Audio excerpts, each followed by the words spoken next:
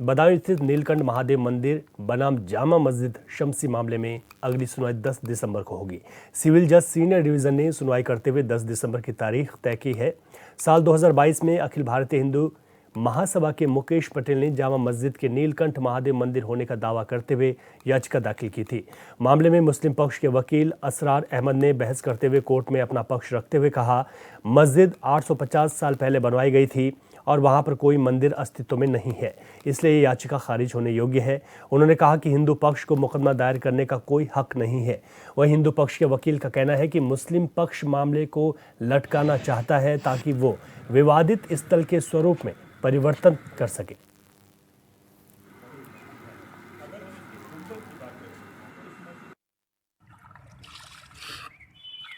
आज बहस ये हुई कि जो इन्होंने मुकदमा दायर करा है, इन्हें मुकदमा दायर करने का कोई हक नहीं है और इन्होंने खुद जो है हमें जो पार्टी बनाया उसमें लिखा है कि मंदिर तोड़ के मस्जिद बनाएगी, जिसका कोई अस्तित्व नहीं, उसकी तरफ से कोई मुकदमा दायर नहीं कर सकता।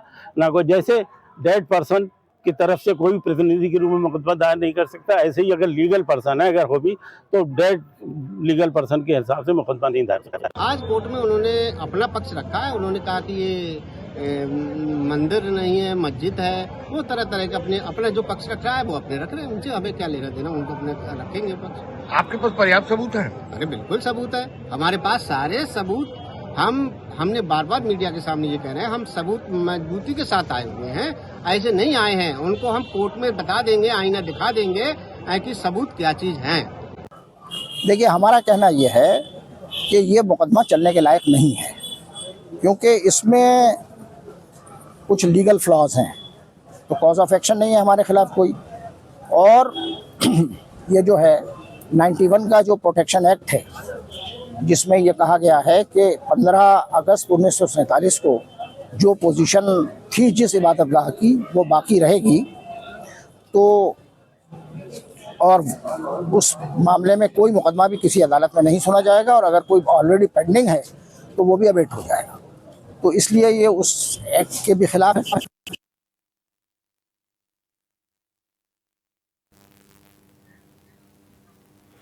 संभल हिंसा में मारे गए लोगों के परिजनों को जमीयत उलेमा हिंद की 2 सदस्यीय टीम ने सहायता राशि प्रदान की। साथ ही पीड़ितों के साथ कदम से कदम मिलाकर खड़े रहने का ऐलान किया। बता दें कि जमीयत उलेमाए हिंद ने संभल की जामा मस्जिद के सर्वे के दौरान हिंसा में मारे गए 5 लोगों के परिजनों को 5-5 लाख रुपए की आर्थिक सहायता देने का ऐलान किया था। इसमें जमीयत उलेमाए हिंद के अध्यक्ष मौलाना महमूद मदनी ने संभल के जिम्मेदारों से हिंसा के बारे में जानकारी ली थी और घायलों के बेहतर इलाज के लिए फैसला लिया था। इसी के चलते आज 2 सदस्यीय टीम संभल पहुंची।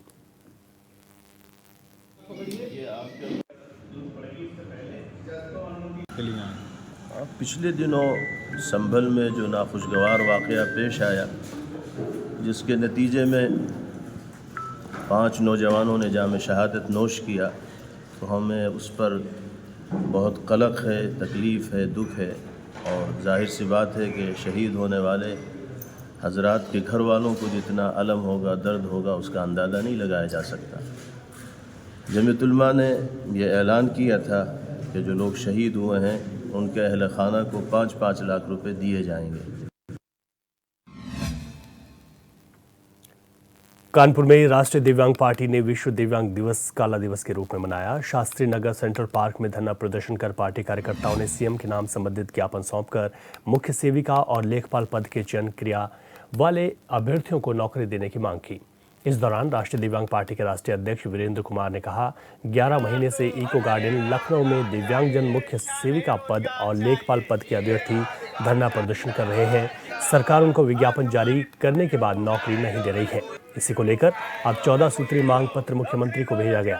साथ ही जल्द मांग पूरी न होने पर 6 दिसंबर को इको गार्डन में बैठक कर सरकार को घेरने की रणनीति तैयार करने की चेतावनी दी।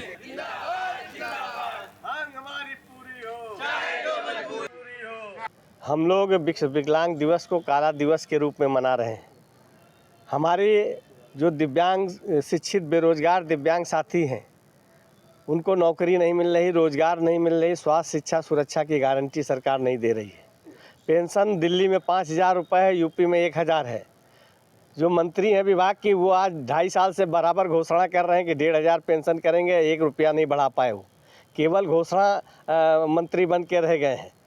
विश्व विकलांग दिवस पे बड़े बड़े विज्ञापन जारी हुए हैं आज, और विज्ञापन में अपनी उपलब्धियां सरकार गिना रही है, लेकिन जो सरकार की कमियां हैं वो कौन उजागर करेगा। 11 महीने से लेखपाल पद के अभ्यर्थी और मुख्य सेविका पद के अभ्यर्थी जो है आंदोलन कर रहे हैं अपनी नौकरी के लिए। किसी को कह देते हैं आप डॉक्यूमेंट वेरिफिकेशन के बाद कि आप अच्छा में, किसी को कह देते हैं नॉट क्वालिफाई। ये जो परिभाषा जो आयोग SSC आयोग कर रहा है यूपी का, ये बहुत गंभीर है। हमीरपुर कलेक्ट्रेट परिसर में संभल की घटना के विरोध में आज़ाद समाज पार्टी ने जोरदार प्रदर्शन किया, जिस दौरान उन्होंने राष्ट्रपति को संबोधित ज्ञापन SDM को सौंपा, जिसमें उन्होंने सुप्रीम कोर्ट की निगरानी में संभल हिंसा की न्यायिक जांच कराने की मांग उठाई। साथ ही कहा कि दोषियों के खिलाफ सख्त कार्रवाई की जाए। वहीं प्रदेश सरकार को आड़े हाथों लेते हुए कहा कि प्रदेश सरकार के ढुलमुल रवैये के चलते एक समुदाय में डर का माहौल है।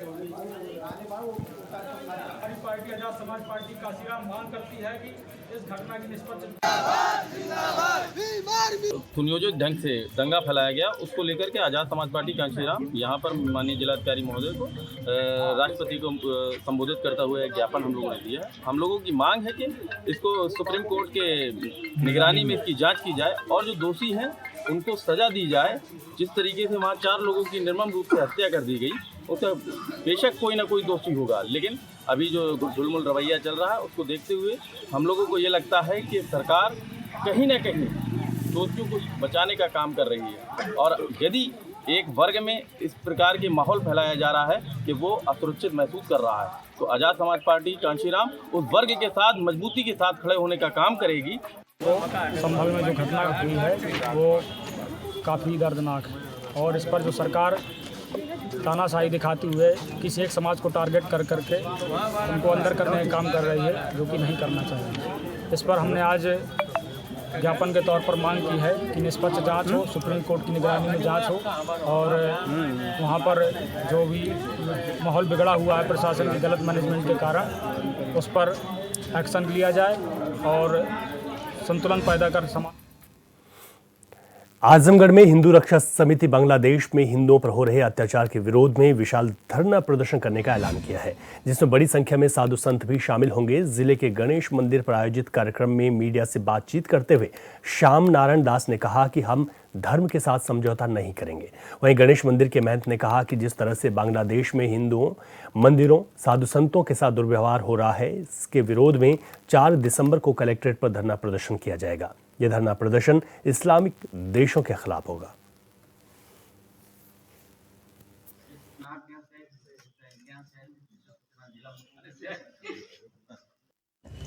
जैसा कि आप लोगों को मालूम ही है, बांग्लादेश में हिंदुओं के साथ, हिंदू मंदिरों के साथ, साधु संतों के साथ क्या व्यवहार हो रहा है। इसके विरोध में अब हम लोग भी मठ मंदिर छोड़ करके सड़कों पे आने के लिए बाध्य हैं, और इस बांग्लादेश की घटनाओं के विरोध में कल दिनांक 4 दिसंबर को 11 बजे दिन कलेक्ट्रेट पे हम लोग धरना प्रदर्शन करेंगे और समस्त हिंदू समाज से आग्रह करेंगे कि अब बहुत देर हो गई, अब हम लोगों को एकत्र होकर के, इकट्ठा होकर के इन इस्लामिक देशों के खिलाफ आवाज़ बुलंद करना होगा। श्री श्याम नारायण दास जी एवं हिंदू रक्षा संघर्ष समिति में हम सभी लोग उपस्थित हैं, और आजमगढ़ की धरती से एवं परहित सरिस धर्म नहीं भाई, पर पीड़ा सब नहीं अदमाही, इस उद्देश्य को हमारे समस्त सनातन प्रेमी मानने वाले हैं। और दूसरा वाक्य हम सब लोगों के साथ साथ जुड़ता है कि अहिंसा परमो धर्म, हम अहिंसावादी हैं। यदि हमारे साथ, हमारे देश के साथ, हमारे संस्कृति के साथ, हमारे बहन बेटियों के साथ इस प्रकार का दुष्कर्म होगा, अत्याचार होगा, तो हमारा दूसरा वाक्य भी है कि धर्म हिंसा तथैव च, हम धर्म के साथ समझौता नहीं कर सकते। रायबरेली में जिलाधिकारी हर्षिता माथुर ने सलौन तहसील का औचक निरीक्षण किया। इस दौरान तहसील के पटलों पर निरीक्षण कर अधिकारियों को जरूरी दिशा निर्देश दिए। राजस्व विभाग के कार्यों की समीक्षा कर डीएम ने लंबित वादों के जल्द निस्तारण के निर्देश दिए हैं। इसके बाद डीएम निर्माणाधीन पॉलिटेक्निक कॉलेज मंगलपुर डीह की समीक्षा के लिए रवाना हुई।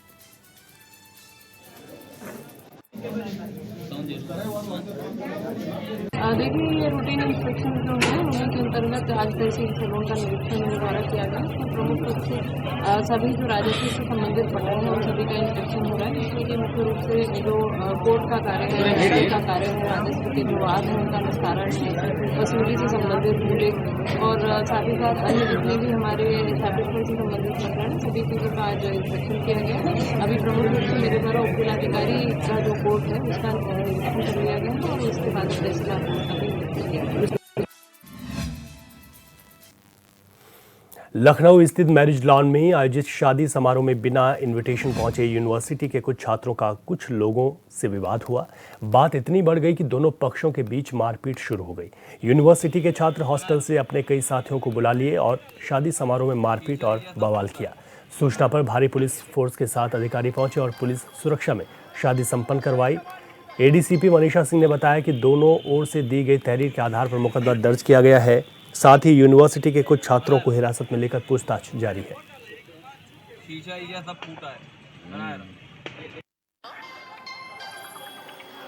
रात लखनऊ विश्वविद्यालय के छात्रावास के निकट रामाधीन इंटर कॉलेज में एक वैवाहिक समारोह था, जिस वैवाहिक समारोह में छात्रावास के कुछ छात्र बिना किसी निमंत्रण के वहां पर शामिल हो गए और दोनों पक्षों में इसी बात को लेकर के विवाद हो गया।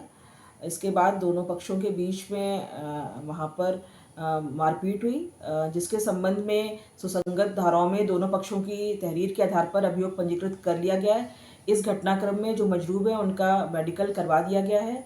पुलिस की निगरानी में जो वैवाहिक समारोह है वो सकुशल संपन्न हो गया है और विवेचना प्रचलित है। मौके पर शांति व्यवस्था कायम है। उत्तर प्रदेश सरकार ने प्रतिबंधित दवाइयों को बंद करने की एडवाइजरी जारी की थी, लेकिन उसके बाद भी कानपुर में दवाइयों के माध्यम से नशा जारी है। शहर के कई इलाकों में बिना लाइसेंस के मेडिकल स्टोर संचालित हो रहे हैं और खुलेआम नशीली दवाओं को धड़ल्ले से बेचने का कारोबार चल रहा है। ऐसे में जिलाधिकारी के पास एक शिकायतकर्ता ने कामतगिरी मेडिकल स्टोर की शिकायत दर्ज की। शिकायत का संज्ञान लेने के बाद जिलाधिकारी ने औषधि विभाग के अधिकारियों को निर्देश दिए। वहीं मौके पर पहुंची जांच टीमों ने मेडिकल स्टोर पर छापेमारी कर वहां से भारी मात्रा में नशे के इंजेक्शन बरामद कर आगे की कार्रवाई शुरू कर दी है।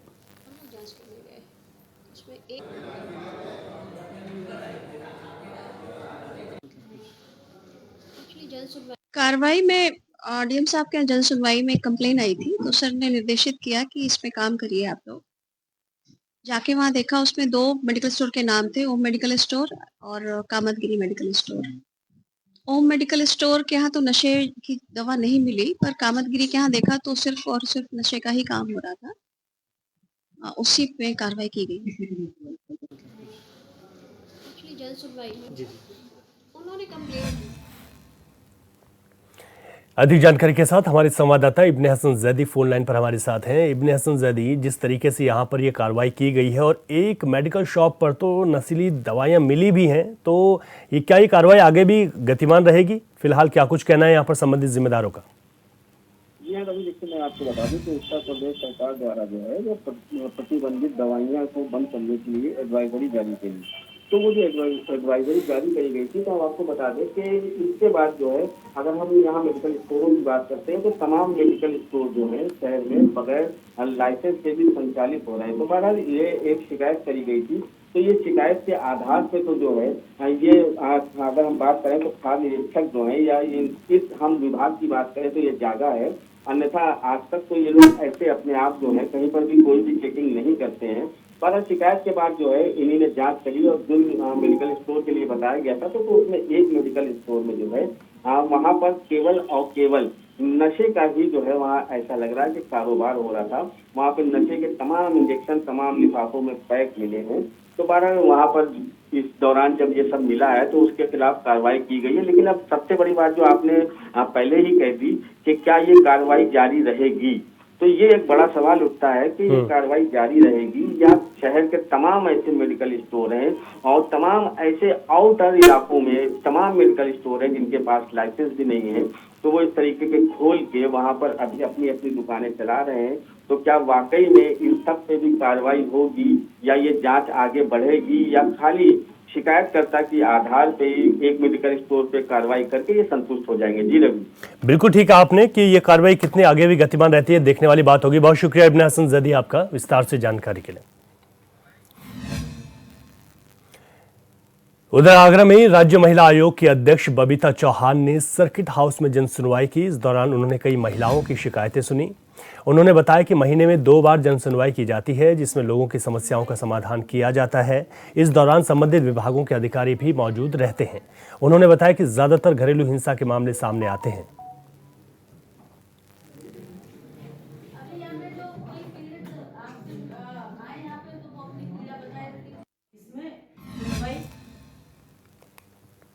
मुरादाबाद में ई रिक्शा को लेकर लगातार आ रही शिकायतों पर यातायात विभाग ने ई रिक्शा चालकों पर कार्रवाई की है। चालकों के ई रिक्शा की फिटनेस नहीं रखने और गलत तरीके से वाहन चलाने पर एक्शन लिया गया है। यातायात विभाग ने एक विशेष अभियान चलाकर 150 ई रिक्शा को अपने कब्जे में ले लिया। फिलहाल थोड़ी बहुत कमी होने पर ई रिक्शा चालकों को चेतावनी देकर छोड़ा जा रहा है। वहीं कागजों में बड़ी गड़बड़ी होने पर आगे की कार्रवाई जारी है। देखिए, मुरादाबाद में 16,000 से ज़्यादा ई रिक्शा आरटीओ विभाग में पंजीकृत है और लगातार ये शिकायत मिल रही है कि इनकी फिटनेस नहीं है और थोड़ा सा गलत तरीके से ये लोग संचालन करते हैं। तो उसमें कल एक विशेष अभियान चलाया गया था जिसमें लगभग 150 ई रिक्शा को हम लोग के द्वारा रोका गया था और उनको पुलिस लाइन लाया गया था और उनकी चेकिंग करी गई थी। जिनके कागज़ पूर्ण थे या थोड़े से कम अधूरे थे उनको चालान करते हुए उनको छोड़ दिया गया, हिदायत करते हुए कि वो अपनी कार्रवाई कागजात पूरे करा लें। साथ में जिनके बिल्कुल ही कागजात नहीं थे उनको हम लोगों ने रोका है और उनको सीज किया गया। रायबरेली में शराब व्यवसायी से हुई लूट के मामले में पुलिस को बड़ी सफलता हाथ लगी है। मामले का खुलासा करते हुए पुलिस अधीक्षक डॉक्टर यशवीर सिंह ने बताया कि लूट के मामले में टीम ने 24 घंटे के भीतर 4 अभियुक्तों को गिरफ्तार किया है। एसपी ने बताया कि चारों अभियुक्तों में से एक अभियुक्त के बंटवारे के पैसे से नई मोटरसाइकिल खरीद ली गई, जिसकी वजह से सभी लोग पुलिस के हत्थे चढ़ गए। फिलहाल मामला दर्ज कर आगे की जाँच जारी है।